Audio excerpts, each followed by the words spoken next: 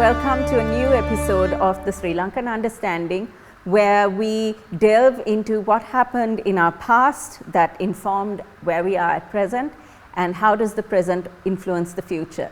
And I'd like to explore this from the context of women's histories. Today we are here in the Maitland Stateroom of the Mount Lavinia Hotel, this gorgeous place that's so full of history, and I am here with a very special guest that I've been very keen to have on the program. Thank you to Aamina Muhsin for coming and joining me on the show.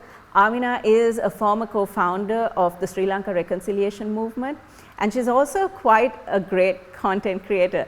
And one of the reasons I wanted to have this conversation with Aamina is because lately, if you go to her, personal sort of Instagram account or her personal social media, you'll see Aamina speaking a lot about Sri Lankan Muslims and the histories of our political and reconciliation histories. And this kind of sparked off this idea in me that I really wanted to talk about Sri Lankan Muslim women, because women in general, women in history and women's histories is something that we don't talk about so much in this country, but when it comes to particular groups of women, Muslim women's histories for instance, it's something that I personally have not heard of much at all. And and I was very keen to speak to Aamina because I find her to be extremely knowledgeable on things like this and extremely passionate about this subject as well. So I'm hoping this will be like a really great conversation, and thank you for being on the show.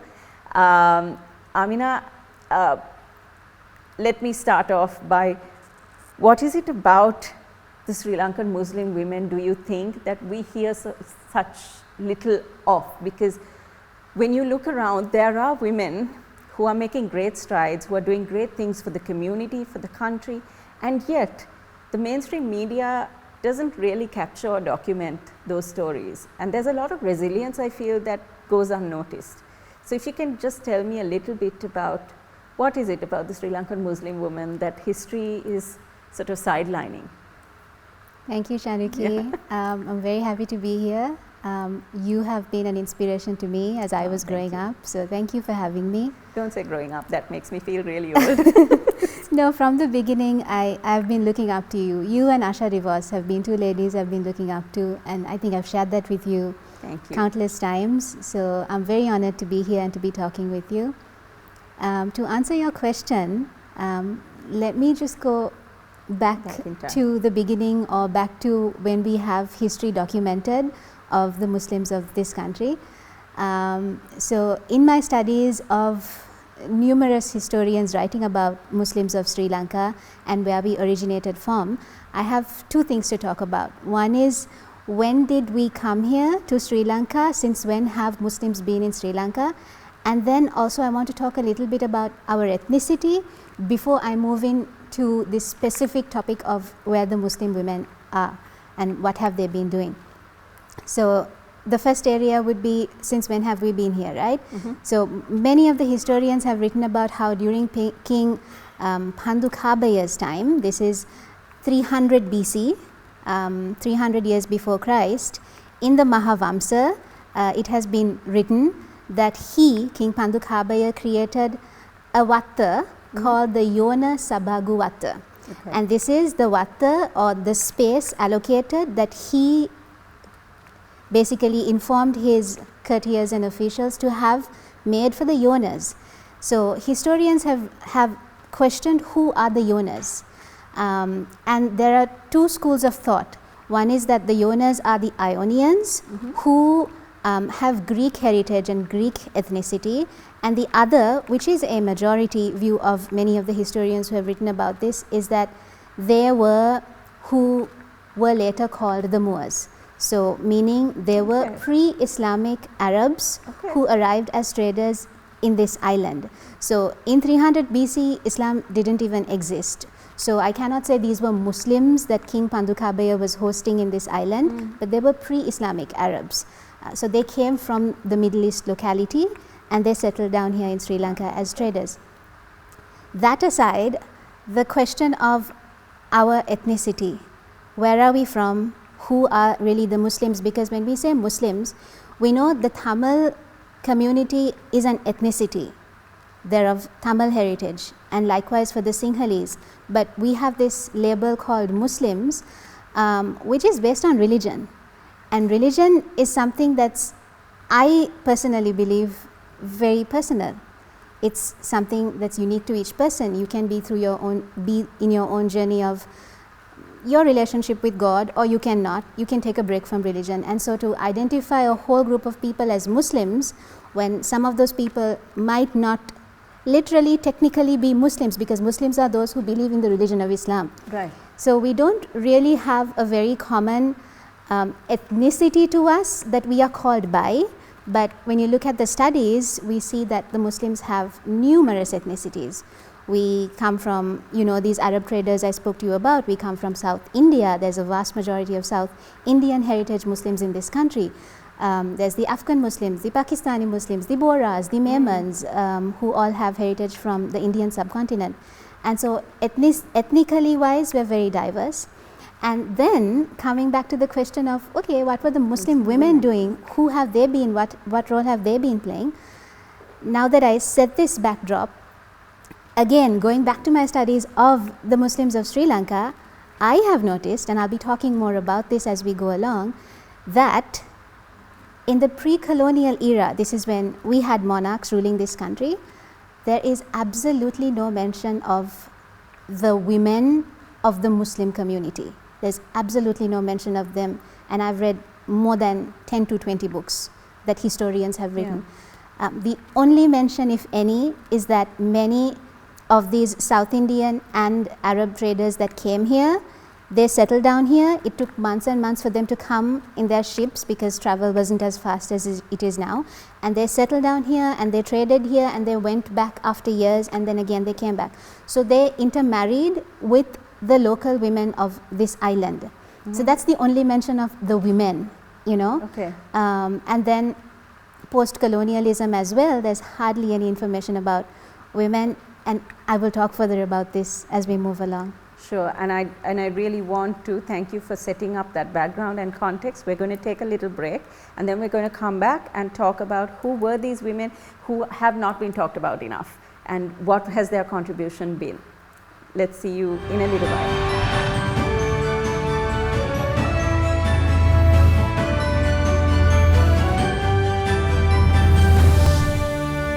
Welcome back to the Sri Lankan Understanding, where we are exploring the stories of women's histories, in particular Sri Lankan Muslim women's histories. And I'm going to continue this question with Aamina. So there's a two-pronged question that I have. Because you said in the previous segment that there's virtually no historical account of Muslim women who have contributed to history, who are you aware of, the influential or lesser known Muslim women who have made sort of significant contributions to Sri Lanka? And today, who do we see that maybe should have more recognition, making moves or making sort of strides in political activism, education, the arts? I mean, you see it, but you don't see it. And who can we recognize? All right. So from the previous generation, or people we can look up to as influencers who have been there in the previous generation and who have maybe inspired our parents, I would say I am deeply aware of Mrs. Ferial Ashraf and Deshabandhu Jazima Ismail. What legends. What legends, right? Yeah. So these two women have been that pillar of a Muslim woman that us as up and coming Muslim women can look up to, can work with as mentors, can give us guidance, and they have been those names because Ferial Ashraf has been the first Muslim, and because of her shawl, the hijab that she wears to parliament, she has been the first Muslim cabinet minister ever in this country to hold that position, and she held that position for a long time, and she continues to work with young Muslim girls in the community. And then Deshabandhu Jazima Ismail as well. She was principal of the Muslim Ladies College, and she was this pioneer, and she encouraged Muslim women to prioritize education because she came from a time when education wasn't given much priority to. So these are two names that stand out for me. And when I look at the modern the modern, today, post-COVID, who are some women who are making waves. I've had the privilege and fortune of meeting some of these ladies, and for me, and I'm sure you know these ladies, Hadia Galeli stands out for her work that she's doing with choirs, and for her work that she's sort of different cultures together and different backgrounds together. And creating moving performances that for this community, if I might say so, hasn't given much priority to arts and the culture. We've focused a lot on religion and what's allowed and what's not allowed, and so arts and the culture has taken a back seat, and Hadia's playing a big role there. Then someone else that comes to mind is Razni Razik. She is someone who has this charity that supports the underprivileged and that supports children on the street. And in this country, running a charity is not easy, with all kinds of things being said about you. And I know her personally, and I've seen her do a great job. And she gets young people from the community, girls and boys, to work together with these underprivileged individuals. And then there's one more person I've had the privilege of working, and she's from the Eastern Province. And because I worked with the survivors of the Easter Sunday attack, and then I worked with the families of the perpetrators of the Easter Sunday attack, I got to work with this lady called Anisa Firdaus. She's in the East. She's providing legal services to these women who had no idea that their husbands and fathers would go blow themselves up on Easter Sunday. So these women are victims just as much as any victim of that attack was. So she's doing a lot as well, and she is a figure in the East that lots of girls are looking up to and taking inspiration from.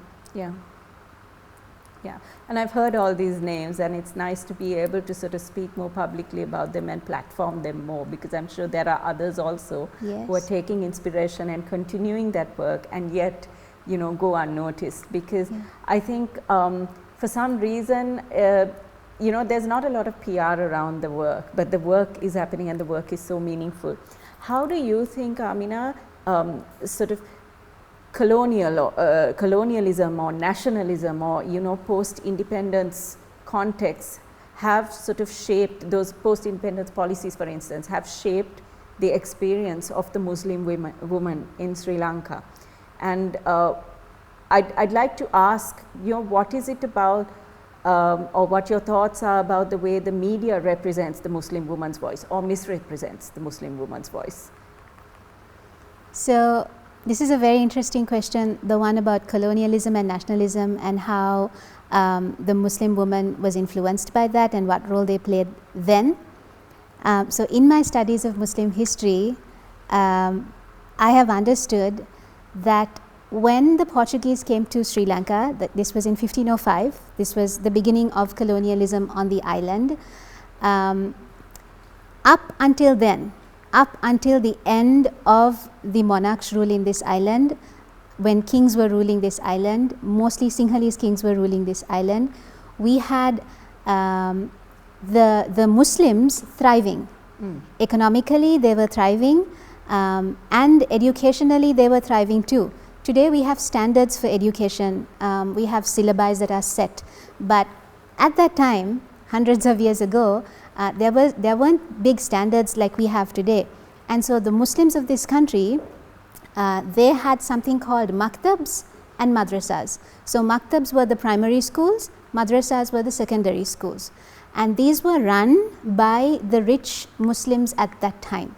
So they were the ones to run it. It was not the kings or the monarchs at that time who did it. And they were taught things like astronomy, mathematics, poetry, Islamic law, and also calligraphy. So these were the subjects that the students and the youth of that time were studying educationally, and they were doing pretty well according to the books that I've read. Then when the Portuguese came in 1505, and then the Dutch and then the British, with the Portuguese and the Dutch, the Muslims were persecuted so much. So there were Muslims settled on the coast of the island, including in Colombo, where they were traders and they had settled with their families and they were living as citizens of this country. And when the Portuguese came, because the Portuguese came with their own religious agenda too, they were chased inwards. So they had to flee the coast, they lost their position as thriving traders, they lost their economic position, and they fled to Kandy, where the king of Kandy, because the Kandy kingdom was still alive and well, hosted them and gave them space to stay. And you also had many families from there, from Kandy, move to the east. And that is how you have a lot of Muslims established in the eastern province. Right. Because when the Portuguese came, they moved them, they chased them off the west. So then education completely came to a stall. Because now you didn't have enough of rich Muslims to create educational opportunities. And so for hundreds of years, when we were going through colonialism, there is no documentation whatsoever of scholarship, of education, of what they were taught, of what they were learning. And it was only when the British arrived, 300 years later after the Portuguese, that the British slowly started giving these Muslims the space to be themselves and the space to live as citizens of this country. So when the British came, you slowly had these madrasas coming up again, but as documented, they were called veranda schools. It was just in the homes of the Muslims who could do it, and they were only taught the Quran, just the Quran. So my grandmother, who lived during British times, and all of her sisters have told us how, at that time, education, especially secular education, was not given much priority at all. Number one, because they didn't have the resources, and number two, because they were highly suspicious of the British because of what happened with the Portuguese and the Dutch. Right. And the British too had all of these missionary schools. So the Muslims were very suspicious, and because of the lack of education for hundreds of years, they didn't want to send their daughters and sons to these schools.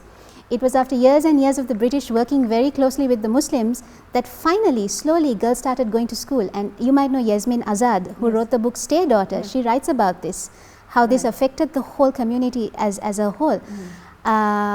So education was extremely lacking.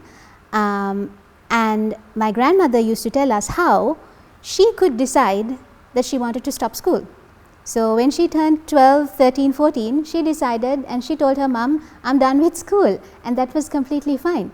But today you can't do that. No child can do that. It's extremely unheard of, right? So that was the attitude to education in the Muslim community, and it has been a long journey to, I think, get to where we are today, and there's still a lot to move forward with and progress on. Okay, thank you for that, and we will be back with another break in between. Let's see you on the other side.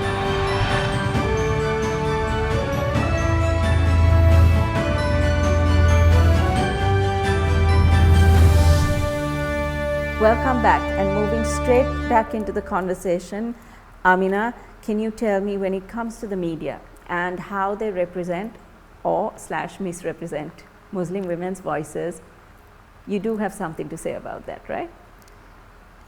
So from my experience, I think growing up in this country and having the Muslim woman experience, I think we're often thought of as highly oppressed women, and we're often thought of as coming from families that have multiple wives.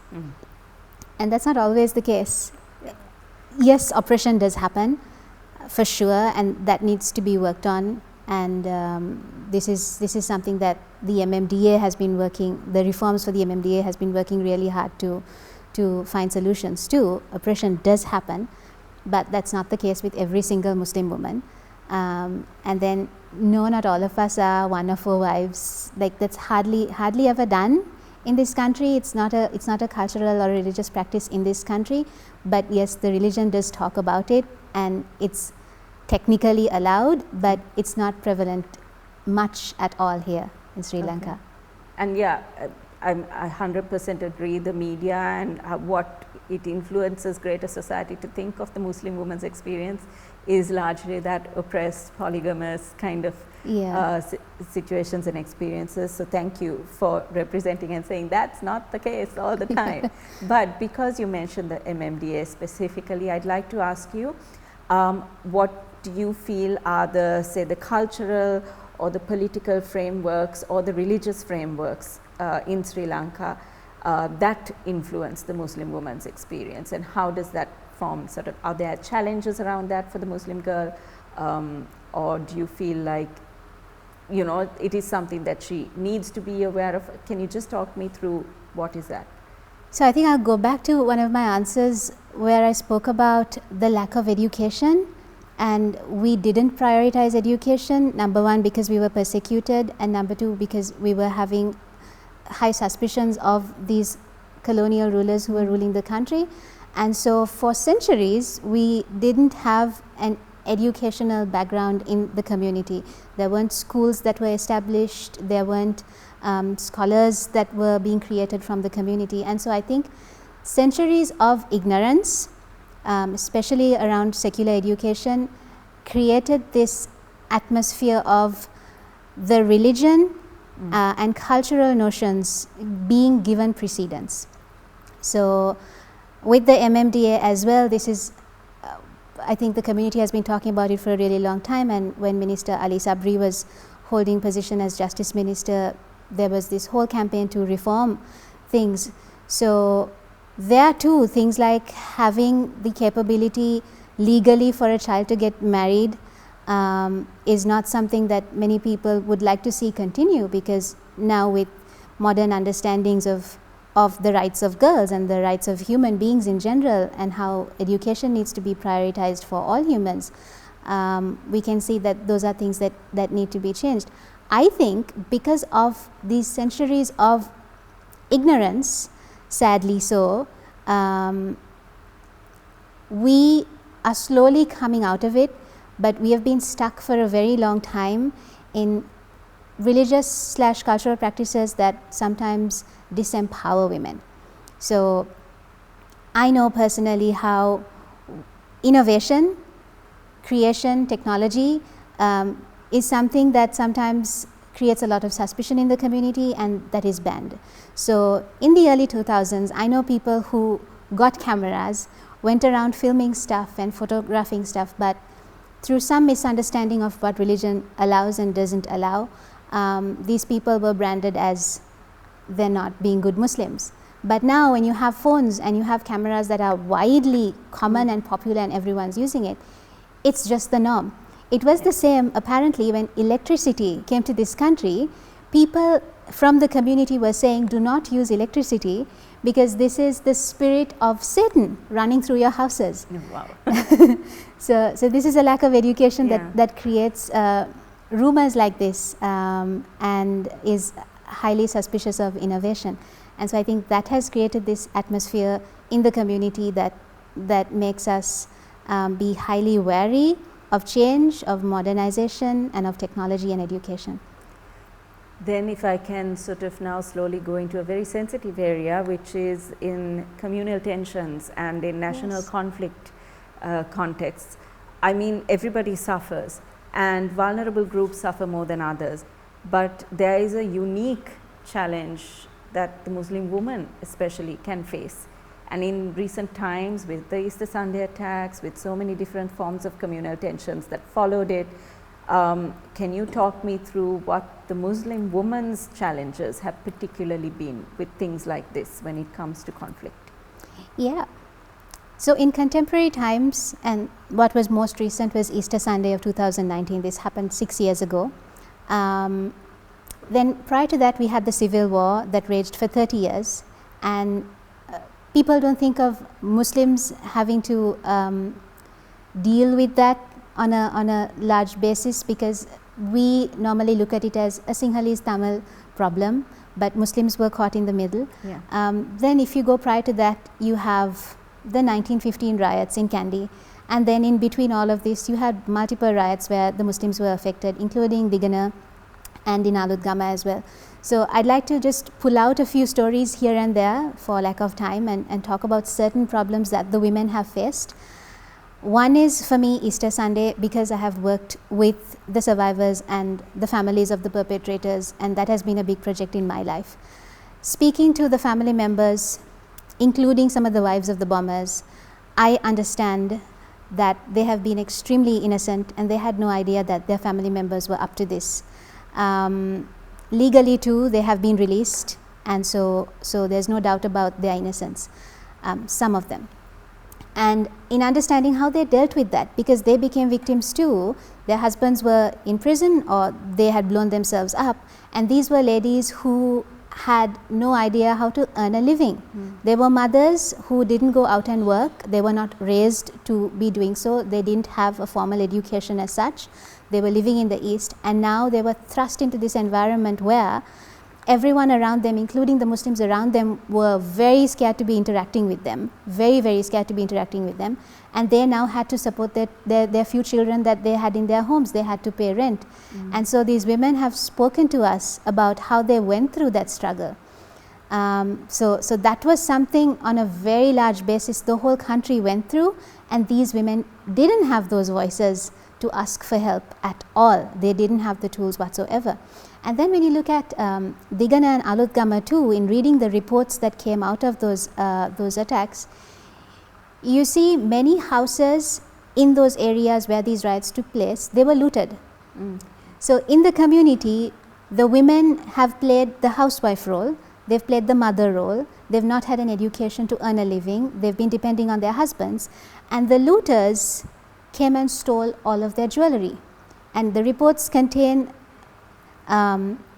proof of the millions in value of jewelry that was stolen from these houses. And I was just thinking, this is all those women had in terms of one day standing up for themselves if they ever needed to, one day building a life if say their husbands pass on. So that is something that again is not spoken about at all. And then finally with the civil war, you had from the northern province 72,000 Muslims, the entire northern province, told to leave in a matter of hours. The LTTE put loudspeakers in Jaffna, in Mullaitivu, in Vaunia, and just told the Muslims, you have X amount of hours to pack your bags and leave. And in some cases, they were told they could only take 1,500 rupees with them. So they had to leave everything behind. So say they took 1,500 rupees and they were wearing their earrings were pulled off their earlobes. And there's documentation of this. So they had to walk for miles and miles until they reached Putlam. These are families being thrown out of their houses, the LTTE doing this to them, because the LTTE got suspicious of the Muslims supporting the government and passing on information about them. So these women, they've been now in Putlam for a really long time, it's more than 25 years now, that they've settled down there, but you hardly ever hear about what they're going through, how they've coped. And just because we're running out of time, thank you for sort of bringing that to the fore. And where there is a lack of public documentation of these histories, there is always oral histories. So if I can close with asking you, what is your hope for young Sri Lankan Muslim women or young Sri Lankan Muslims who can take these oral histories forward, or who can sort of advocate and represent the voice of Muslim women? What is your hope for them, and what can they do? If I could state my wish for the community, especially the women, is that there is this underlying notion sometimes that we feel that we are not Sri Lankan enough, like somehow we don't belong. I don't know how that has got into us, maybe because of Easter Sunday, maybe because of all the communal tensions, and because of this outward hijab we wear. Everyone identifies us as Muslim, and then, oh, terrorists sometimes. So I would like to say to any young girl watching, it's time that we internalize that we're just as Sri Lankan as you are just as Sri Lankan, and that you are just as Sri Lankan, and that we can contribute to the progress of this country just as much as anyone else. And holding ourselves back just because we feel like we don't fully belong is not the right way to go. So hopefully we can understand that we can contribute just as much as anyone else, and that it's all in us to take that step forward. And if you continue to sort of follow Aamina's social media, and you can see how she manages to do this and represent the community, and long may that power of your voice work and reach as many people as it can to, really make an impact. And thank you for being on the show. Thank you for listening to this. And I hope this is a conversation that within communities or within the country, we can keep going so that this becomes a part of everyday Sri Lankan understanding. Thank you.